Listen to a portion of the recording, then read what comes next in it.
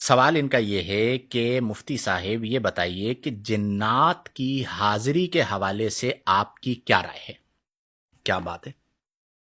آج ہی ہماری بات ہو رہی تھی نا حمزہ، جنات کی حاضری کے حوالے سے ابھی آتے ہوئے اللہ اکبر، تھوڑا سا میں صحیح ہو کے بیٹھ جاؤں. اصل میں آج یہاں پہ کراچی میں تھی بارش. آج جو ہے نا وہ جہاد کیا ہے ہمارے حمزہ نے، یہ پہنچ گیا اور گاڑی نہیں ملی تو یہ بائک اسٹارٹ کر کے میرے پاس پہنچ گئے اور آج لائیو ہو گیا، ورنہ آج کا لائیو شاید کینسل ہو جاتا. تو ہم آتے ہوئے کسی وجہ سے بات کر رہے تھے جنات کی حاضری کے حوالے سے. اب سوال کو بھی میں شامل کر لیتا ہوں. دیکھیے، یہ جو ہمارے ہاں مختلف آستانوں پر اور مختلف عملیات والوں کے یہاں جنات کی حاضری کروائی جاتی ہے، اس کی شرعی طور پر کوئی حیثیت نہیں ہے.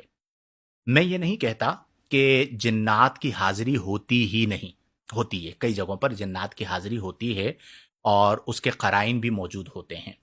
لیکن میں نے جتنا عملیات کو دیکھا ہے اور جتنے کیسز میں نے ڈیل کیے ہیں، آ، یوں کہہ لیجئے کہ میں پروفیشنل عامل تو نہیں، لیکن میرے پاس لوگ آتے ہیں یا کم از کم میرے ذریعے عاملین کے پاس جاتے ہیں، تو 90% جو جنات کے کیسز ہوتے ہیں وہ تماشا ہوتا ہے یا وہ نفسیاتی کیسز ہوتے ہیں، ان کا حقیقت سے کوئی تعلق نہیں ہوتا.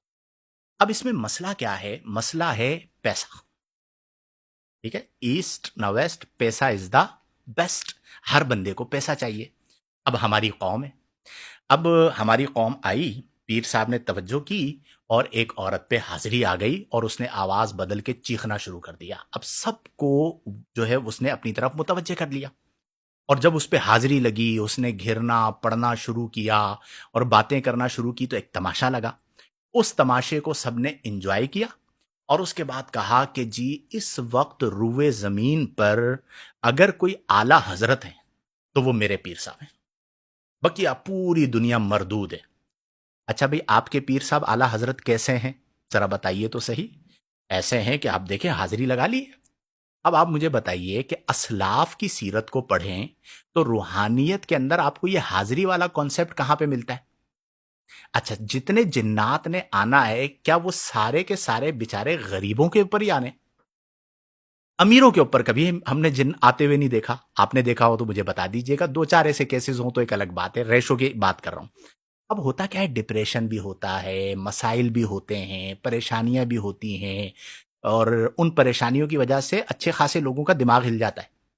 اب اس کا دماغ ہلا ہوا ہے، ان کے پاس لے آئے، ماحول ایسا بنا، انہوں نے اب نتیجہ کیا نکلا؟ کوئی سوئیوں والی سرکار ہے، کوئی سینگ والی سرکار ہے، کوئی دم والی سرکار ہے. ایسے ایسے مطلب وہ میں اکثر شعر سناتا ہوں، برباد گلستان کرنے کو بس ایک ہی الو کافی تھا، ہر شاخ پہ الو بیٹھا ہے، انجام گلستان کیا ہوگا؟ تو ان تمام چیزوں کا ہمارے دین کے ساتھ کوئی تعلق نہیں ہے. اچھا، ایک لمحے کے لیے سپوز فرض کر لیں کہ واقعتاً حاضری لگی ہے. ٹھیک ہے جی. اب یہ جو حاضری لگی ہے اس کی ویڈیو بنا کر سوشل میڈیا پہ اپلوڈ کرنا، چے مانا دارت، اس کا کیا مطلب ہے؟ امت مسلمہ کا تماشا بنانا اور لوگوں کے سامنے دین کی یہ شکل پیدا کرنا کہ دیکھیں یہ ہے دین.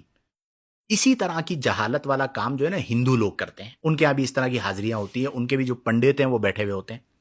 اب سستی شہرت کے لیے، پیسہ کمانے کے لیے، کسٹمر گین کرنے کے لیے، کسٹمر منگوانے کے لیے، بلوانے کے لیے، انہیں متاثر کرنے کے لیے اس طرح کی ویڈیوز بنا کے ڈال دی جاتی ہیں، اور پھر وہ تماشا بنتا ہے کس کا؟ دین کا.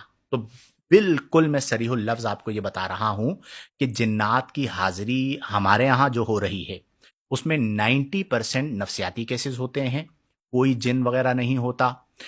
10% ہوتے ہوں تو ایک الگ بات ہے. اچھا وہ ہیں بھی تو آپ کو حاضری لگانے کی ضرورت کیا ہے؟ اگر بالفرض کوئی ایسا کیس آ بھی گیا تو آپ کوشش کریں کہ اس پہ حاضری نہ ہو اور آپ اس کا کام کر دیں. یہ جو حاضری لگاتے ہیں نا یہ اپنی پرموشن کے لیے کرتے ہیں، اور انہیں کہا جائے تو پھر بعض لوگوں کو مرچی لگ جاتی ہے. مفتی صاحب آپ کیا کہہ رہے ہیں؟ تو بھائی آپ کر کیا رہے ہو؟ تم نہ کرو نہ ہم کہیں، کرو گے تو پھر ہمیں کہنا پڑے گا. تو اس لیے اس کا اسلام کے ساتھ کوئی تعلق نہیں ہے، اور اس طرح کی ویڈیوز بنا کر ڈالنا یہ تو بالکل غلط بات ہے. اور اس کو ابھی بلکہ پچھلے ہفتے کی بات ہے، بلکہ دو چار روز پہلے کی بات ہے، وہ ایک شو جو چلتا ہے ARY پہ، اقرار الحسن کا. اب وہ ایک قرآن کریم فرقان حمید سے ایک بندہ استخارہ کرتا تھا، وہ کینچی قرآن کریم کے درمیان ڈال کے اور ایک طرف پیشنٹ بیٹھ جاتا، دوسری طرف وہ بیٹھ جاتا اور قرآن گھومتا تو وہ کہتا آپ کے اوپر جادو ہے. سوچئے کہ اگر حضرت عمر فاروق اعظم رضی اللہ عنہ کا زمانہ ہوتا اور قرآن کریم کو اس طرح لٹکایا جاتا، پہلے تو بے ادبی، اور اس سے استخارہ کیا جاتا ہے، یہ کون سا استخارہ ہے؟ یہ جاہل لوگ ہیں. اسی طرح وہ ماضی کے اندر سوئیاں نکالنا، فلاں نکالنا، اب وہ مفاد پرست لوگ ہوتے ہیں، پہنچ جاتے ہیں. ایک لمحے کے لیے مان بھی لیا جائے تو اس کا اسلام کے ساتھ کوئی تعلق نہیں ہے، کوئی طریقہ روحانی ہو سکتا ہے بھائی علاج کا. لیکن ہمارے اکابر اولیاء کرام نے، صوفیاء کرام نے درس قرآن دیا ہے، درس حدیث دی ہے، درس فقہ دیا ہے. اپنے زمانے کے بڑے علماء ہوا کرتے تھے، ہم نے تماشا بنا لیا ہے اور اس کو پورا ایک شعبہ بنا لیا. تو اگر بالفرض کہیں حاضری کی صورت ہے بھی تو اسے آپ کا یہ بنا لینا کہ جناب یہ حاضری لگی ہے اور اس کی ویڈیو بنانا، پھر اسے اپلوڈ کرنا، پھر اسے کہنا آپ کا قبرستان میں جا کے کام کیا جائے گا، یہ سارے تماشے ہیں. اس کا ہمارے دین کے ساتھ میرے بھائیوں کوئی تعلق نہیں ہے. اس سے اپنے آپ کو دور کریں. تماشا جو ہے نا وہ اس طرح کا کوئی بھی ہمارے دین میں نہیں ہونا چاہیے کہ جو دین کے لیے سبب نقصان بنے. اللہ تعالی ہم سب کو توفیق عمل عطا فرمائے.